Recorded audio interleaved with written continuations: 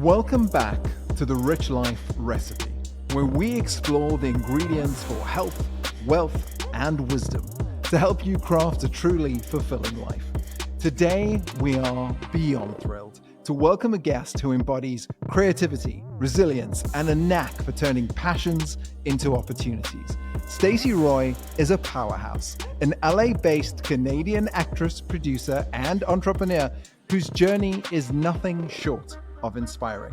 She's the producer and host of the Nerdy Bartender, where she brings her unique flair to the art of cocktails, blending geek culture and mixology in a way that's utterly entertaining. Stacey also wows audiences worldwide as the first Canadian to win Lego Masters on Fox, alongside her partner, Nick Della Mora. By the way, learning all these names was incredibly difficult, so if I slaughter any of them, I apologize in advance.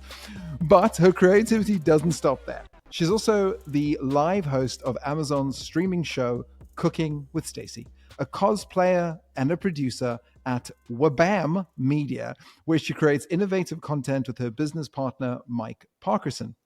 Hailing from Banff, Alberta, where I spent a birthday just 3 short years ago, Stacey's journey started with Lego building sessions with her dad and being crowned Miss Teen Red Deer and Miss Teen Calgary back in 2005. From there, she's cultivated a life that fuses imagination, entrepreneurship, and a commitment to giving back. Whether she's crafting intricate Lego masterpieces, designing show-stopping cocktails, or bringing new creative visions to life, Stacey has a talent for reinventing herself and inspiring others along the way. We'll dive into her journey from winning Lego Masters and hosting shows to building a production company and giving back through her charity work. We'll also talk about the lessons she's learned about creativity, resilience, and how she's crafted her own recipe for living richly.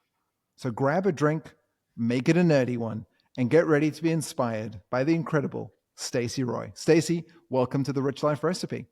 Hello, everyone. Thank you so much for having me. Jason, Alicia, I'm so excited to do a podcast with both of you.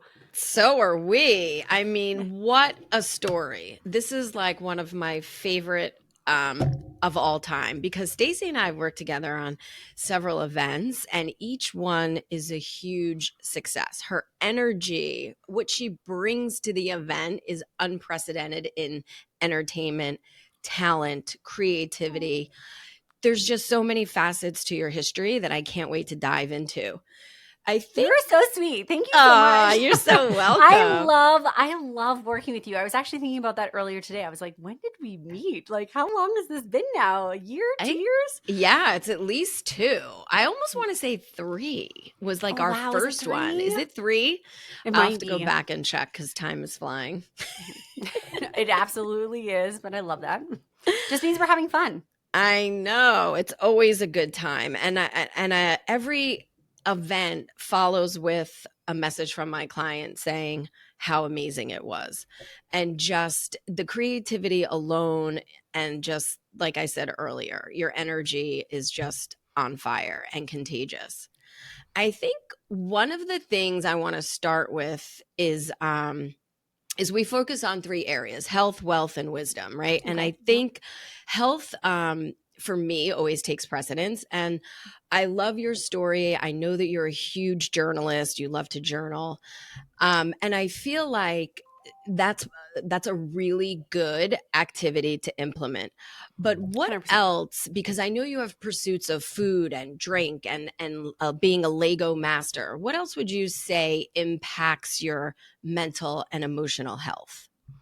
Well, I think when it comes to mental, physical, emotional health, I think it's having some sort of routine that you stick to that really works for you in the right areas. So for me, I love journaling, as you just said, but I also like to just set my intention for the day, figure out what my day is about, what my to-do list is, what I want to accomplish that day, and then check back in later and be like, did I accomplish that? Did I not? How can I improve for the next day?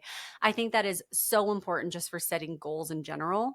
But I also think like eating healthy, working out, super, super important. And not because you have to be like a gym monkey working out like crazy 24/7 all the time, but just doing something that's physical, getting outside, again, finding like a balanced diet where it's like healthy, but you know, maybe you're also enjoying some treats and stuff once in a while as well, I think is super, super important. And it's just like, it's creating that system for yourself that is going to motivate your entire day, I think is so important. And once I implemented that in my life, it just changed everything. I love that. I've got to ask about Lego and wellness, right? My partner does Lego. She's a massive Lego I head. love that. And I find that when she's doing it, that or creating puzzles, or if she's doing a coloring in thing, she's quite meditative. She seems to be like in her zone. Do you find it helps with your mental health? And of course, especially in like stressful environments like Lego's Masters. Okay, so I think Lego is a fantastic tool. It's creative. It's a great way to do some storytelling. But like you said, it's kind of meditative. I remember talking a lot about Lego during the pandemic, and I was like, those adult coloring books became super popular, and I was like, I mean, that's fine if you want to color, sure. But I was like, or you could get a really cool Lego set and it'll be just as effective, but you'll have something really cool to display and show off afterwards. So I really love that aspect of Lego building. I do feel like it is very meditative. It's very calming. It's very relaxing. That being said, on the TV show Lego Masters, not relaxing at all. That is a high stress situation where they're like, you have 12 hours to just build the most amazing thing you possibly could build, and it's got to be gigantic and it's got to work and all of this. So not that situation was not relaxing, but I think on a day-to-day when I incorporate Lego into my life, it makes the day better. I love that. And a big shout out to my friend Young Ho, who in Bangkok has a Eiffel Tower Lego, which he built himself, and a Titanic that opens up, and he's got the little rooms and everything. Like, just so when I said I was doing this with you, he was beyond excited. So that's okay, well, hello to him if he's listening to this podcast right now. I'm saying hi. That Titanic set and the Eiffel Tower set is absolutely amazing. I don't have those. I have a lot of Lego around me right now, but I don't have those two. But there's just so many sets and so many things that you can build and create. I want it all. Which is a beautiful segue to remind our listeners, if you're listening to this right now on Apple or Spotify or wherever you find great audio content, you can also go to our YouTube channel, The Rich Life Recipe, and watch the unedited video. And you get to see the gorgeous Stacey and the background with all the different things that are happening back there. And of course, Alicia's lucky bird in the background of her camera. You guys need to see Alicia's background. It's beautiful, and I kind of want to build it out of Lego. I've been like kind of studying it a little bit and being like, I've got those colors. I can make this work. I love it. I challenge you to do it. Oh, I like this. I love a good challenge. Our challenge is motivating, right? That's so funny, Jason, that you said about your friend. My nephew, Dan, has been a huge Lego aficionado since he was like 4. I'm not even kidding. My sister recently got him the Coliseum 2 Christmases ago. Wow. And it came out amazing. And not only that, but I'm a firm believer that from him building Legos at a young age, he's now a super successful architect. Wow. That's amazing. Yeah, he's designing hotels. Yeah. Oh. Yeah. So who knew what Lego can bring? It's amazing. Absolutely. I mean, I think there's so many avenues you could take it. So just like he's designing hotels, that is so cool. Yeah. And there's amazing hotel line built out of Lego. So I'm sure he's done those now. Wait, have you seen the houses that you can build like a Lego kit? Actual real houses. It's amazing. Yeah. We'll put the link in the show notes. Why didn't someone think of that sooner?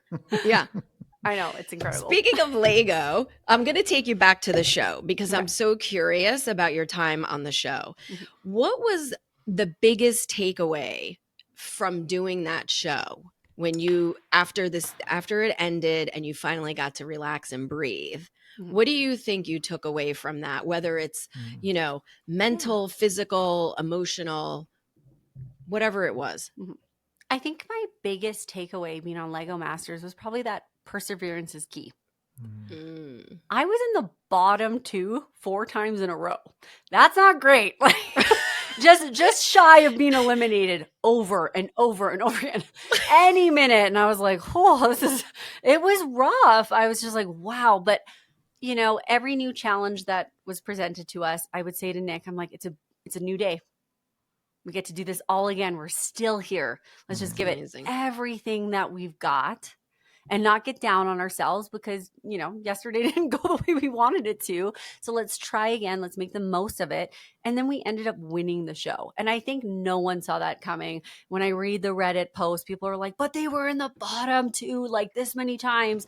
And I get it. But I think that there's a really important lesson in there for life, that it's that you don't give up. Sometimes things are hard. Sometimes things are stressful. Sometimes things don't go the way you want them to go. But you just keep giving it your all if it's something that you love or you're passionate about. And you have no idea where it'll take you. We ended up winning the show. It's incredible. Perseverance. I think you're right. Key. Absolute ingredient for a rich life. Resilience and perseverance. Yeah. And I think that ties into with like not being afraid to fail.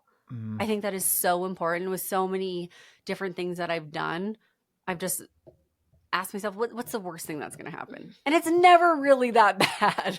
So I'm like, well, I might as well give it my all and like do everything I can. And if it fails, well, okay, that sucked. Learn from it, move on, but it's not the end of the world. I want to go from in front of Lego to behind the bar. You've spent time as a bartender, as the host of the Nerdy Bartender. What have you learned about the relationship between food, drinks, and well-being?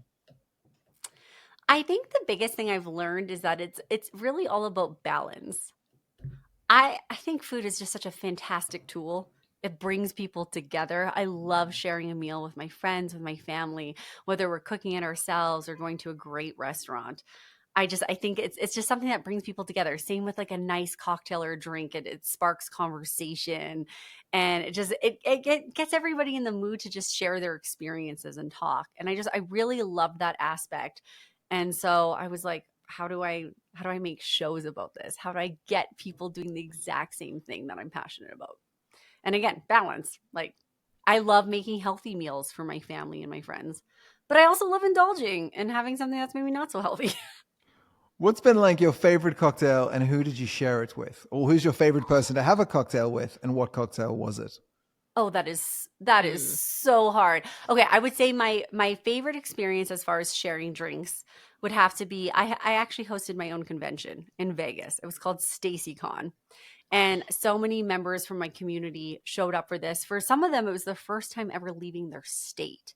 But so many relationships were formed in our community, and we decided to have this really big event where we would shoot a live version of Nerdy Bartender and everyone would get to be together. And I just remember making cocktails. I probably made like 40 cocktails on the bar so everyone could have one. People from the audience were like coming up, they were being on the show. And it was the most incredible experience to cheers with all of these people in real life. We'd done it online saying cheers, raising your glass up, but like we were actually in person getting to experience that. And it was definitely a highlight of my life. It was one of the coolest experiences for sure. Maybe not the best drink I've ever created because I had to make so many of them, but oh my goodness, that was amazing. Alicia, favorite cocktail with favorite person? Oof, favorite cocktail with favorite person. I do love a really good, what is it called? Paloma. And I will say Jerry Rice. Oh, nice. Yeah. Okay. I make fantastic palomas, for the record, and I just want to put that out there. So you should come visit So me. when we get together. Yeah, I'll like put like my own little spinner twist on it and you'll love it. Ooh, secret ingredient. Yes. Love a secret ingredient. Very nice. What about for you, Jason? Yeah, what's Jace? your favorite? Cointreau fizz cocktail with Dita Von Teese. Whoa. Yeah. And are we talking like a proper fizz where you have to shake it like 1,000 times? Yes. And she did it. That. She was phenomenal, like absolutely phenomenal. And yeah, I don't know if it was the drink. I don't know if it was the fact that she said you can drink a pink drink and pull it off or what it was, but that will Or it always was the striptease. It could have been that. I'm not going to lie. It could very well have been that. Yeah. Wait, is this show rated? I know. I was like, wait a second. There'll be no cartoon imagery or peeks backstage of the Cointreau Privé. It was a one-time thing, which moves us swiftly along. We talked about balance and the importance of balance. You've got a packed schedule. You're currently in a state that I can't even spell. Albuquerque. Once you And learn how to spell it, it's so fun, though. It's like my favorite word to then spell. we're going to have to ask Like you to banana? do that. B-A-N-A-N-A. So Albuquerque. Oh, I feel like I should write this out. Albuquerque. ALBURQUE. QUE. Oh no, I might have messed that up. I need to kind of like be at least writing it out, but it's a great word. Okay, with the fact that you're on the schedule where you're moving around, how do you stay healthy on the road, especially during long filming sessions as well? Great question. That is definitely a challenge. I'm not gonna lie. You have to like have systems in place for that for sure. I think for me, like, so say when it comes to something like physical and being physically active, not being so hard set that I have to do this gym routine, I have to run this many miles, and just being open to changing that depending where I am. Maybe that means a yoga session. Maybe that means walking around and exploring the new neighborhood that I'm in. Just doing something that's physically active is going to make me feel better. It's going to give me a lot of balance and clarity, and not being too picky at exactly what that looks like, and being open and being flexible with it. That's awesome. Yeah. And then of course healthy eating is always a little bit of a tricky one, but you just got to do your best. Find that balance. Which brings me to my question as far as eating is concerned. I know you love to cook, and I know you're probably amazing at it. I haven't actually tried anything yet, but I'm looking forward to it. What's your favorite thing to cook? Oh, that is so hard. So my favorite thing to cook is not like a specific thing. It's more just like a style, if you will. I love cooking something that's outrageous. I love trying something that no one has really done or very few people have, like making dill pickle soup, mayonnaise Ooh. ice cream, building a 3-story gingerbread house, cooking my parents, baking my parents their anniversary wedding cake. You know, just like doing things that are just wacky and out there, and it might be a total flop, but that's what I really love doing, and I get excited to just be like, I'm going to try something completely different. I think that's such an amazing recipe for anyone listening right now, because I think it's important to challenge ourselves and not really care how it turns out. Just to get used to that feeling of, one, excitement, because you don't really know how it's going to turn out. And two, who cares if it's not good or not? You tried. It's like, it's just an experiment, so to speak. Exactly. I don't know. I think for me, that actually has me excited, now that you just said that, to try something just for fun. Like, how often do we do anything just for fun? I feel like every time I'm doing something, it's with a purpose. Like, I need to do this from A to B. It's always like an A to B. It's never like, let's just do it for fun. I think that's such a great idea. It's so fun. I would encourage everyone to do that, whether it's cooking or not. Like, just be like, I'm going to try this for fun. And if I fail at it, it's okay. Right. I think it was Albert Einstein who said intelligence is just creativity at play. And I think we forget to play, and that kills our intelligence and our ability to create. And I think that's another ingredient. It's another thing that, you know, we've seen in this season so many times. The people we've had on the show, including yourself, are creatives. And I think it's because you all seem to allow yourself to play.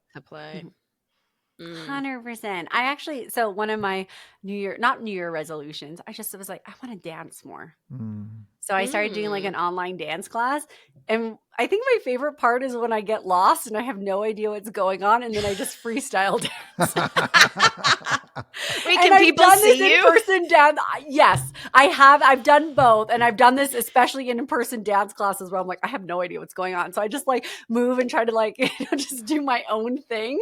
And I'm like, I might be pulling this off. People might be copying me, or they're looking at me and being like, she is absolutely crazy. That is not the move we're doing right now. But I am having so much fun doing it, and it's playful, and that's where you learn a lot too, is by playing.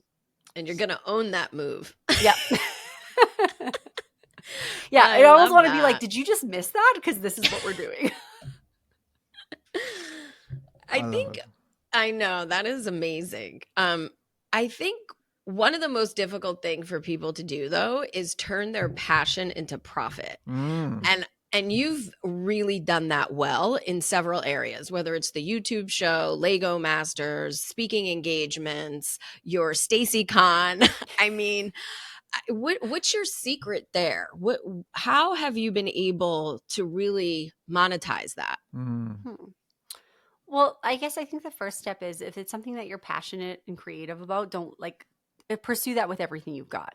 We're living in a time right now where you can do anything and probably monetize it, which is really cool. Because I remember as a kid, I was 100% that kid was like, I want to be a candy taster when I grow up.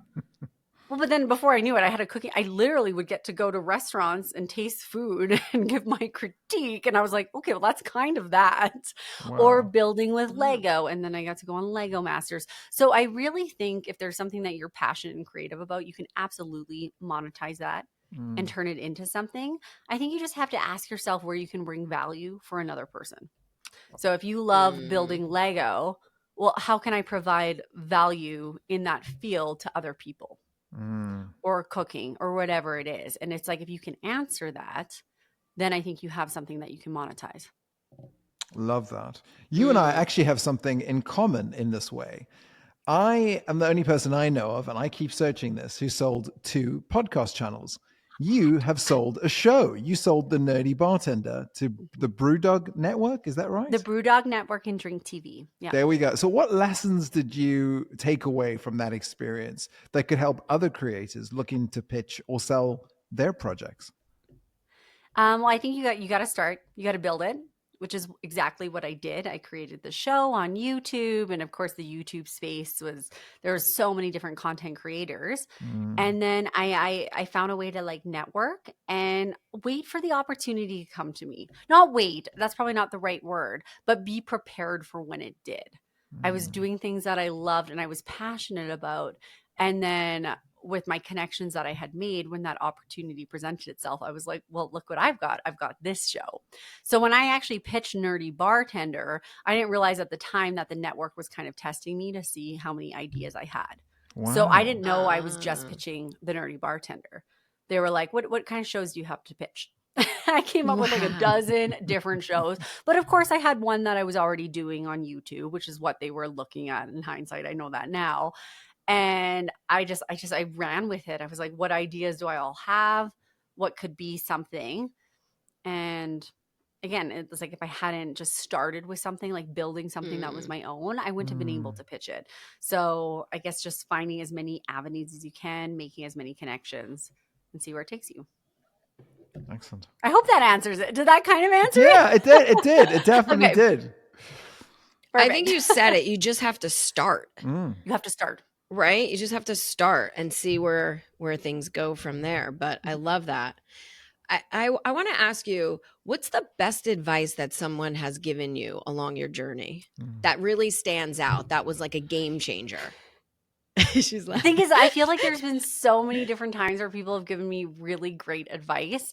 But something that I always come back to is learn to anchor your identity, not in what you do, but why you do it.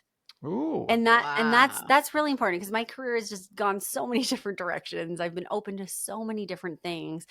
But if I was like, for example, if I said to myself, I'm the Nerdy Bartender, I make cool cocktails, that is who I am, that is everything. Well, then when season 3 didn't get picked up because of the pandemic, that I could have been very defeated. But that's not why I did it. When it comes to like why I do the things I do, it's about connecting with people. It's about creativity. It's about being a storyteller. So then I was able to shift and keep finding things. I think that's really important when you're an entrepreneur, because your career is probably going to take you so many different ways. Yeah. So it's really figuring out the why are you doing this to begin with. And if you know what that really is deep down, then you can probably do anything and find a way to explore that. I love what you said. It's not the why, it's who you are. I think that's great. Yeah. Love it. I feel like love. I kind of want to ask you guys that now. Why do you do what you do? Alicia, why podcast? No. Okay, let me think about that question. Okay. So event wise, if we're talking about events, initially it started because I really loved planning and executing and making people happy. So it's kind of similar to what you said. Mhm. It's building that relationship, going along that journey, and getting to see the outcome instantaneously. Mhm. And I think we have similar kind of areas where what you're doing in real time. So there's no second chances. Like when you were on the TV show, it's like, Yeah. this is what it is. You don't get a redo. In the event world, there's some sort of adrenaline with that, and it's addicting. And so when you find the perfect location and you execute the event, it turns out to be a success and you see it so quickly in front of you. That adrenaline and that addiction, that's the win. It's definitely creates that cortisol level. And then it's managing that now. Gosh, I've been in this industry 20 years. And trying not to get burnt out at the same time. So it's definitely a juggle. But yeah, I think Absolutely. it's also the creativity part of it too. And the wonderful thing about that is there's so many different ways you can take that. Totally. You should be able to have that if that's what you're passionate about and love at the core. You should have that for the rest of your life, even when you're retired. Still be able to find Totally. ways to fulfill that, and I think that's really important. And I think it's something that you said earlier. It may not be in the event world, but it's those particular pieces that I enjoy figuring out where that's going to take me next, which hello podcast. Mhm. We love to Exactly. connect with people. I won't speak for Jason, but I know him pretty well. That we do love to connect with the people we've met along our way, because we both were in the event world. Mhm. And I think that's why I'm so passionate about this now. That's amazing. And isn't there something so powerful once you recognize that you're like, oh, I Mhm. can do this for the rest of my life? It's Yeah. not just this one thing or this one endeavor that I'm pursuing. I can find so many different ways in my life to connect to that. Yeah, it's Jace. powerful. Well, Mhm. sorry. Yeah, I was lost in that. I was thinking about that, and I was thinking about what Simon Sinek says, right? Which is people don't buy what you do; they buy why you do it, and what you Mhm. do simply proves what you believe. Yes, that Mm. that is a great example. Yeah, and I think like so I don't do anything in particular. There's no, there's when people ask me what do you do, I always joke and say whatever it takes, Karen, whatever it takes. Um, but like same as you, I think I haven't attached. I think I did attach myself to identities when I was in gyms. I was the gym guy. When I was in events, I was the event guy. I was the eventrepreneur. I wrote a book about it. I started a podcast around it. I wore a hat and no socks. So if you were short, you could see my ankles, and if you were tall, you could see my hat. And that was I like love that. that was what I was attached to. And then when I built a marketplace and sold a marketplace, I was like trying to prove that you could monetize underutilized assets, which is not sexy. And then I kind of realized that actually everything I do is because I'm going to die. It's this idea that we only have one death, but we have multitudes of lives. Every single day we get a chance to live. Mhm. So I want to connect with great people. I want to learn the ingredients to a rich life. I want to laugh with someone. I want to be made to think by someone. I want to have great conversations with someone that hopefully leads someone else to have a rich life and leave the world better off than I found it. And that's why we're doing this show. I love that. I think that's a really important thing, with any entrepreneurship or business is also how you're kind of giving back, Mm. I think there's what three you're doing to stages. enrich other people's lives. Yeah. Yeah. I think there's three stages, right? Like when you're young, it's all about learning. And then you get Hmm. to a certain age and it's all about earning because you want to take care of Hmm. yourself and your family and your friends and your community. And then you get to a certain age, and I am definitely at that age where it's about returning. Like, how much can I Yes. give back now as I sort of, there's more time Mhm. behind me than ahead of me. So, yeah. Absolutely. And the more you give back, the more enrich your life is. Mm, Truly. Like, It's so true. I yeah. always feel better after an event that I volunteered for. It's like you're doing it. So you're sort of doing it selfishly, but you know you're going to feel so good after. 100%. Exactly. Absolutely 100%. You must have had, we're talking about lessons right now, right? Like, what do we do and why do we do it? And what are the lessons that we've learned in doing the things that we do and attaching ourselves to things? Was there a lesson that you got from like being crowned Miss Teen Red Deer or Miss Teen Calgary at such a young age? And did those lessons and experience kind of influence you all the way through till today? That's really interesting. That's not something I reflect on a lot, is my Miss Teen, my pageant days, if you will. But there was a lot that I learned. I think it like kind of helped me grow up in a lot of ways. You know, I think everyone thinks like pageants and it's flighty and all of this, but it's like I did so much charity work. You know, I was in grade 12 when I won Miss Teen Calgary. And I think just over like the Stampede weekend, like Calgary Stampede, world's biggest rodeo, I had like 52 events Wow. over that like 10 days. Like I was on the go nonstop, so much charity work.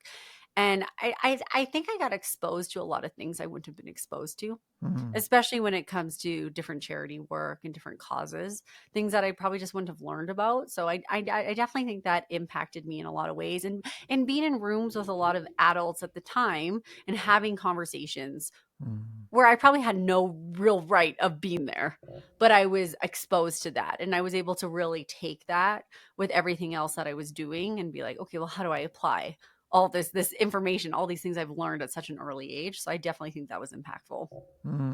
So it sounds And like, how old? sorry. No, go ahead, Jason. No, all I was going to say was, so it sounds like doing charity work has shaped your perspective on life, whether it was with Teen Calgary or all the other things that you've been doing since 2005.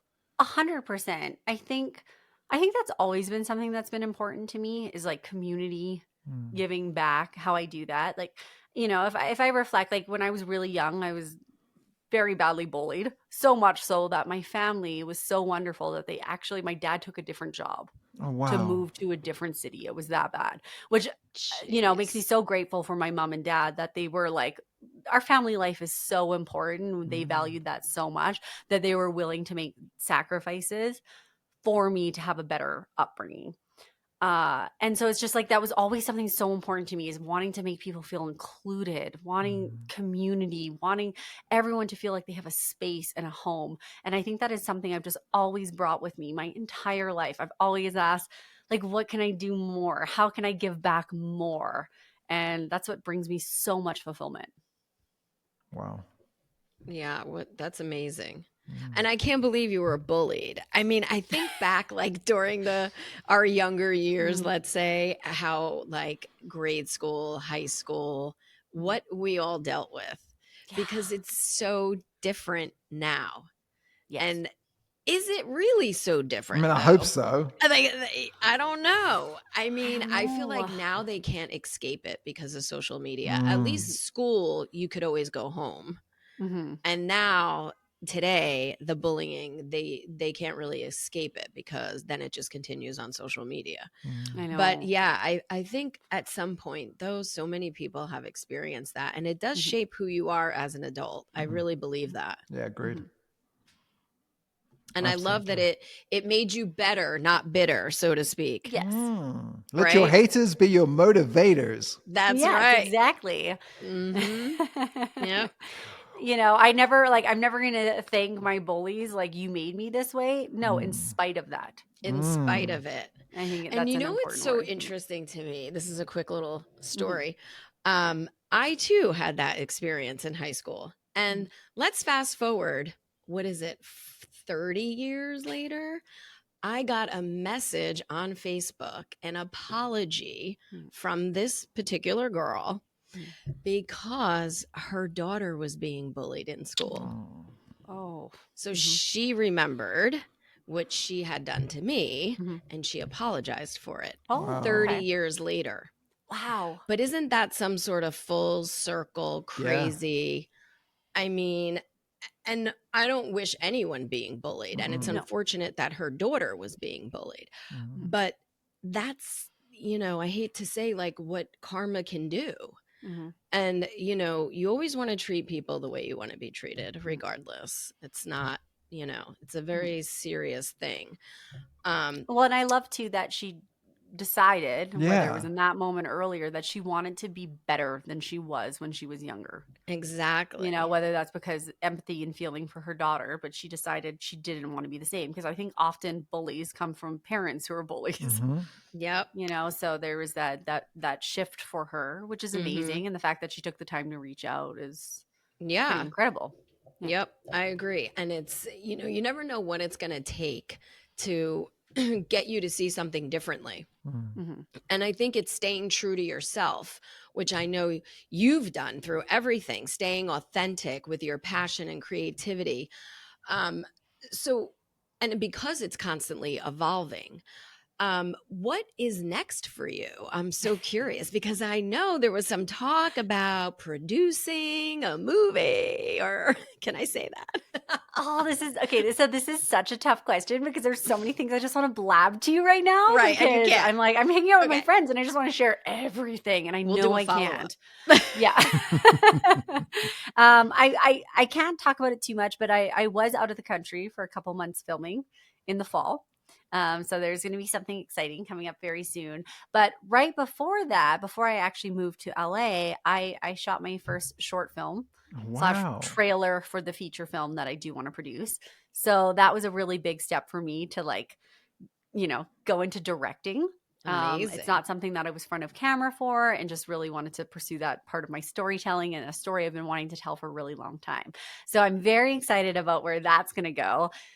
And there's another film, and there's the project that I shot. So there's a lot going on, and I really wish I could blab right now and just tell everyone everything, because I am so excited about it, but we're gonna have to hold off a little bit.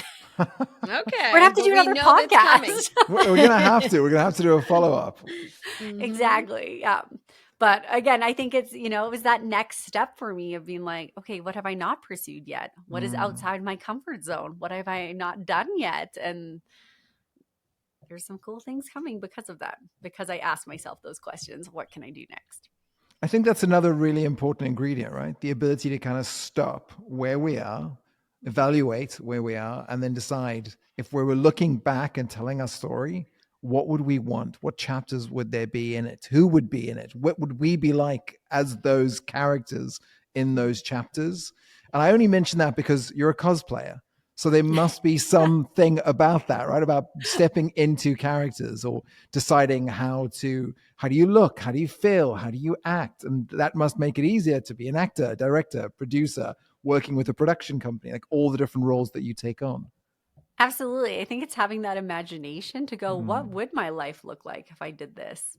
Or if I stepped into this role, and just like playing with that for a little while, letting that percolate and go, what would it be like? And then exploring that, and then seeing if it sticks, seeing if it is something that you really want to do, or if it is the person that you want to be. But you have to step into those different shoes and see what fits. I love that. I think that's a question a lot of us don't ask. We sort of say, I want to do this, but we don't ask ourselves, are we willing to become the person who does that thing? Mm-hmm. And 100%. yeah, it's incredible to sort of see you talk about it and go, yeah, that's exactly what it's like. That's the piece. And that you've done it. You're actually talking the talk and walking the walk. Film is such a collaborative thing, right? And so is 100%. production and all these sort of things. You've collaborated with some incredible people. You've had Nick Delamora, you've had Chef Kat Cora. I memorized that because of Mora and Cora. That does go together nicely. See, I like that. Thank you. Alliteration. What have you learned about the power of teamwork in achieving success in what you do? Oh, I think it's so important, especially if that's something that you love. I love working with other people. I love talking to other people. Everyone has their own unique experience and their own story to tell. That's actually what I loved about when I did Nerdy Bartender Live. I constantly had people on that I interviewed over a cocktail. So it made it extra fun that, just loosens them up a little bit to like share more stories. But it's so nice. Everyone has a different viewpoint. And it's like when you can collaborate, I think that's when you can really create something special. If you take in everyone's opinions and thoughts and ideas, and dreams, and just make it something really unique and special. I think it's really cool. Doing something on your own. I mean, there's nothing wrong with that, but it's more fun when you have someone else involved in the process. We agree. For sure. Yeah. And again, 100%. there's so much you can learn. And I really do believe that you can learn something from any single person you meet, like every single person you meet. There's something there. There's some sort of story or experience that you have not had, and you can learn from that. So if you're going to be in a storytelling world like film, collaboration is super key. And I love that you said it's important to have different opinions and still be able to collaborate, because I think that's a huge thing right now, where people are afraid to share their opinions because it could be so polarizing. And it used to be where a difference of opinion was welcomed because it's challenging and it makes you think in a different way, and it's good for your brain to exercise that. But the last few years, it hasn't been so welcoming. So it's good to see people are changing that perspective again. That's what makes great ideas come to life. Absolutely. And I think, like you hit the nail on the head. It's important to challenge yourself. I love doing that. Even going on, like, sometimes the comment section is very scary on certain posts and things, but I'm like, I really want to try to understand why your perspective is so different than mine. And like diving into that, trying to be open-minded to try to understand. And maybe I still come out being like, nope, I still think Right. I'm still going to stick to what I believe, but I think it's important to challenge yourself. So true. Yeah. Love that. We're going to end with a couple of quick fire questions. I want you to say the first thing that comes to mind. Are you ready? Oh, God. I don't know. Am I? Sure. Let me take a sip of water. You're going to be great. You're going to be absolutely great. Okay. Okay. Let's do it. Number one, do you work to live or live to work?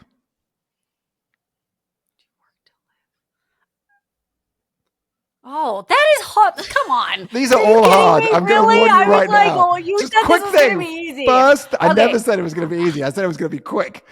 First thought. Yes.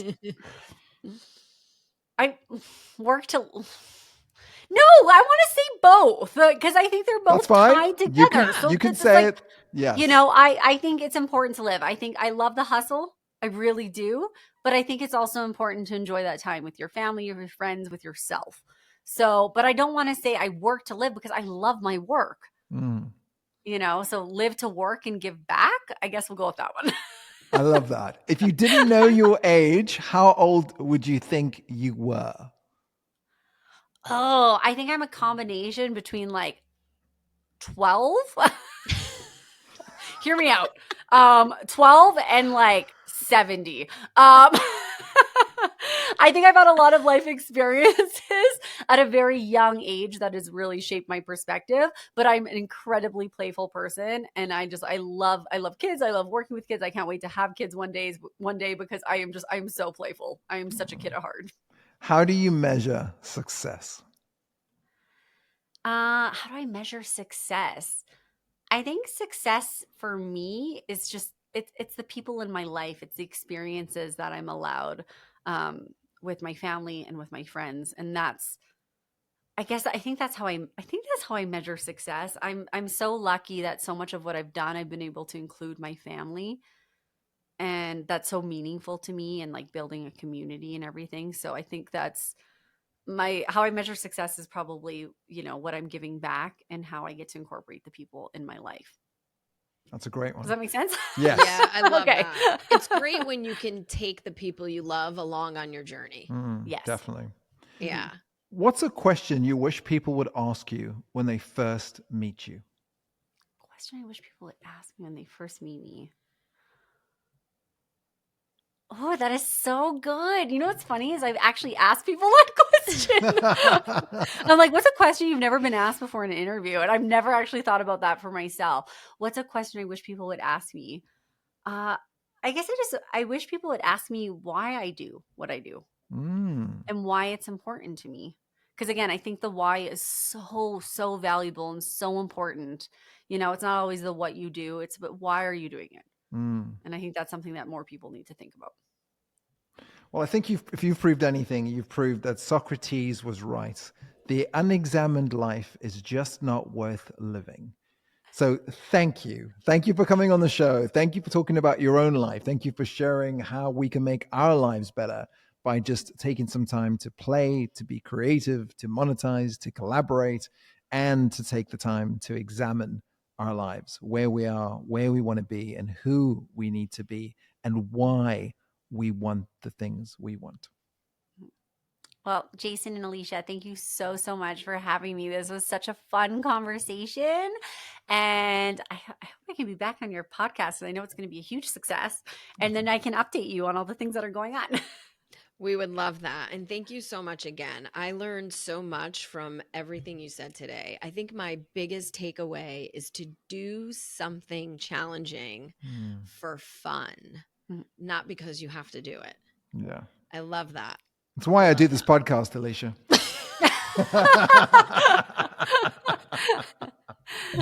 Oh my goodness, I love that so much. That was the best response. If you have enjoyed this podcast, please take time to subscribe, give us 5 stars, write one word from this interview, one word that inspires you, one word that made you think, one word that stopped you in your tracks. Write that word in the comments. We're going to choose one lucky winner, and we will send you a Lego kit to say thank you so that you get a chance to play and create and collaborate with someone you care about, or just by yourself, because we all need that self-care. I love that. Can I throw in some stickers and like a little Yes. Lego minifig and stuff? Okay, We'd I'm love adding that. to this kit because that is so great. And that's going to bring out a lot of playfulness in someone. I hope so. From Jason and Scott, my co-hostess with the mostess, Alicia Shiro. and our incredible guest, Stacey Roy. this has been The Rich Life Recipe. If you love this episode, make sure to subscribe so you never miss your weekly fix. New episodes are released every Wednesday. And if you think this podcast could help someone in your life build their own rich life recipe, please make sure to share this with them too. Hi, I'm Jason and Scott. You may recognize me from such podcasts as, well, the one you were just listening to. I've done a bunch of podcasts. In fact, I'm the first person ever to not sell one show, but sell 2.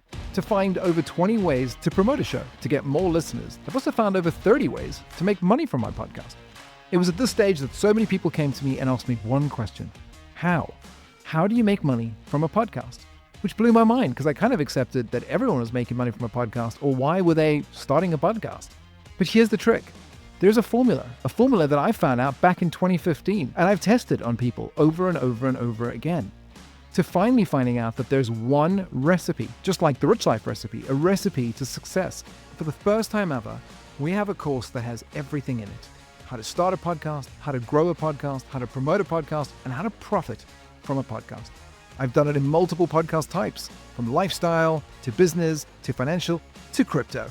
So this is your chance. And because you've come this far, I'd love to give you a gift. If you use the coupon code LISTENER, you will get 20% off. What I'd love you to do is go to the link podcastingforbusiness.co and open the gate and meet me on the other side.